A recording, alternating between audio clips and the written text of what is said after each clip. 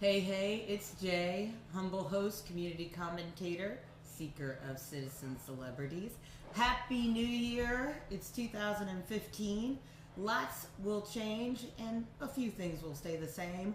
One thing that will stay the same is my interest in seeking out those who are willing to share their personal passions as well as professional paths with viewers like you. Today with me in Iris Book Cafe, my favorite coffee shop in Over the Rhine, is iamchelseaiam, singer, songwriter, native Nadian, and she's going to talk with us today about her recent show at the Southgate House Revival, as well as returning home and what inspires her to do what she does. Hey, Chelsea. Hi. Well, I am Chelsea. I am. We might have to shorten that as we talk. I can do it, but it would be a struggle. That's fine. Welcome home. How are you? Thank you. I'm doing well. Tell listeners, audience members, a little bit about you. I'm from Cincinnati. I currently live in New York, but I probably come back here twice a year. And Tuesday was my first show in my tri-state area. Yeah, well, welcome home. Throwing O's to the NYC. Yes. We love and respect you here in the Natty. So you are also, as a native daughter, let's talk a little bit about your background before we delve into your professional career and how you ended up in New York. Okay. Where'd you grow up? The big question from Cincinnatians, where you went to high school. Talk a little bit about that. Okay. I grew up on the west side, around the Western Hills area. Born and raised here. I went to Walnut Hills High School, and I've been playing instruments since I was about 9. I started playing piano. When I went to Walnut, I started playing in band, and I started playing trumpet. Okay. I played the baritone. I played the steel drum. I was in marching band, jazz band, probably like every music club, and I played a little bit of trumpet in college as well. That is so big. I played trumpet. Wasn't good at it, but I respect that. Oh my gosh. So Yeah. music has been a part of your life, as with many Absolutely. folks, for as long as you can remember. Absolutely. And so what made you gravitate from just a fan to focus on making that part of your professional life? I think it was just over a period of time. I started playing piano in the first place because I would watch the piano players in church. And just see the excitement in church and what music did. But then moving forward, like my mom always had an influence in what I listened to, and I think as a songwriter, I started to get tired with dealing with artists as opposed to expressing the emotion myself. Not necessarily being tired of writing for others, but more so the process. Like, I can write a song and be done with the song, but then there's a process of, well, who does the song fit for? Who do I know that it would sound good for? As opposed to just getting those words out there through myself. It was just a quicker process of people knowing about the music. Tell me how you end up from Walnut Hills to New York City. Okay, I went to Walnut Hills, pretty good student. I turned down a Bellarmine to go to Columbia College Chicago because the teachers there were in the music industry. Specifically, one of my teachers was Donald Lawrence.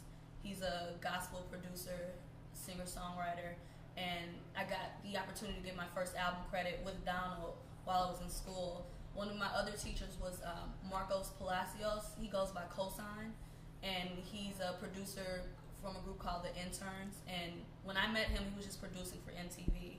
But now that I continue to know him, he's produced for Justin Bieber. He's done Nicki Minaj's Anaconda.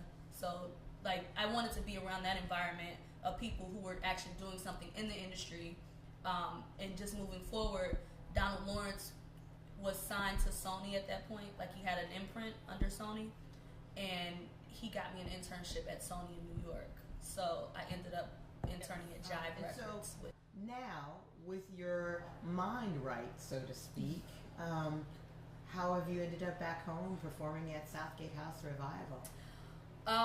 A lot of different experiences in New York. Okay. I managed a jazz club called Iridium in Times Square. Jazz. Yeah, Okay, but it then. expanded to a lot of different things. Well, yeah. I got the opportunity to meet Macy Gray, some of the members of Journey. Yeah. So just seeing them, knowing them sort of behind the scenes, and then seeing them open their soul like on stage was like wow, so eye-opening as well. And just going back and forth between Cincinnati and New York, it came to a point where I wanted to perform my own music. So recently I wanted to do it on my mom's birthday. So I did it December 30th, Tuesday, December 30th at Southgate House Revival. So it was a pretty good experience. Throwing in a belated birthday ode to Mom. I mean, I know her, so I don't know if I want to say her name, but I am so grateful to know you and really appreciative to be able to sit down and talk with the talent, you know? So you had a show, Southgate House Revival, December 30th. Yeah. Live, I Am Chelsea, I Am. Yes. How did it go? It was good. Yeah. It went very well. Yeah. I think I was more nervous performing here versus in New York because in New York it's mostly a room full of strangers. Yes. And there's no you don't walk away with people saying, "Oh, you're terrible" or whatever. But it was just a different feel performing for my family and friends. Yeah. And especially when there were songs that were inspired by them in certain ways. Oh, beautiful. Yeah. So you've come back home. What are one of the many things you've noticed that's different about Cincinnati, if anything? There's a lot of development downtown in the over the Rhine area. There's a theater actually on Main Street that reopened. Yeah, it's a Motor, the Woodward Theater. Yes, and I just saw a show there. I just love the venue. It was awesome. Throwing an ode to Dan and Chris over at not only the Woodward Theater, but Motor Pub. Long time musical venue. So they have a long history with music and the scene. So what a coincidence. Yeah, that is. So your thoughts on the change? What you've seen? Did that motivate you to come home even more besides the family ties? I didn't know about the change, to be honest.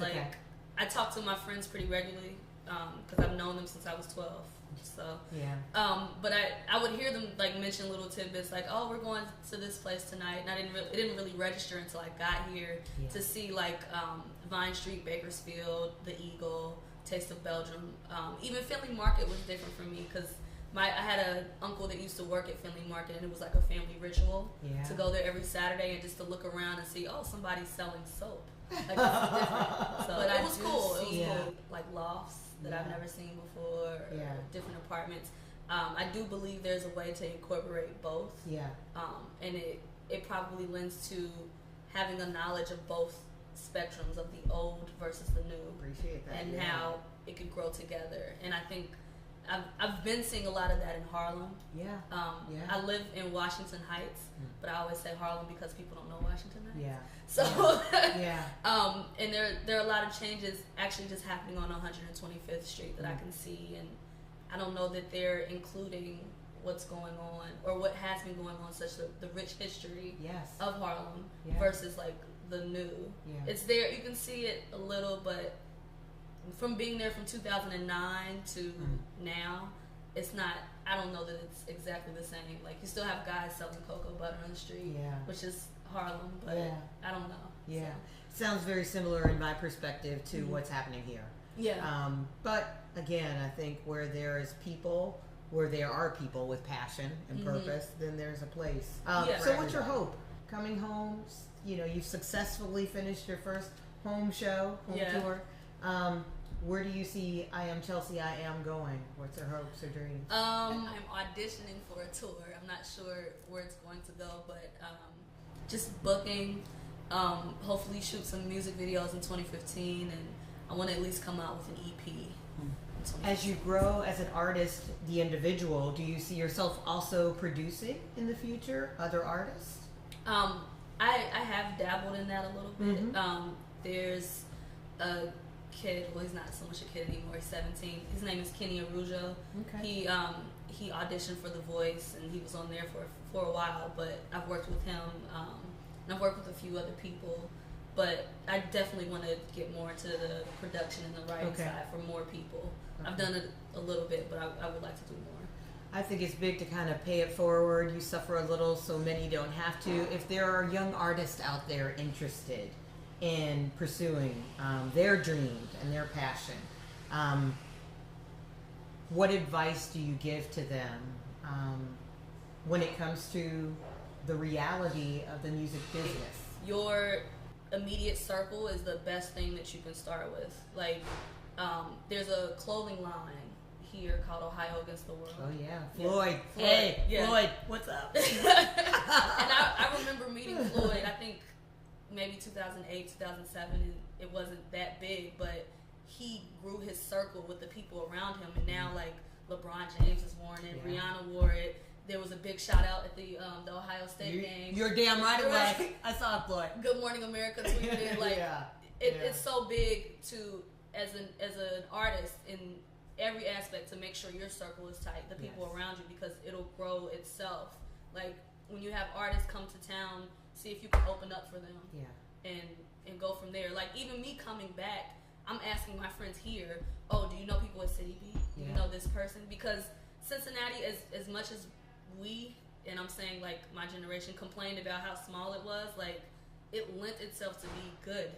Yeah. Because it was small. Because somebody knows somebody. Yeah. I might not know that person, but I know my best friend knows somebody who knows somebody. It's 6 degrees of Cincinnati, so you're pretty safe. You're pretty safe with that, yeah. But also, I think part of my question stems from many believe it's just a matter of throwing a video up on YouTube and being discovered. The idea of an overnight success anymore is ludicrous because there's work to be done, and many don't count the behind the scenes, the years of networking and honing in on your craft.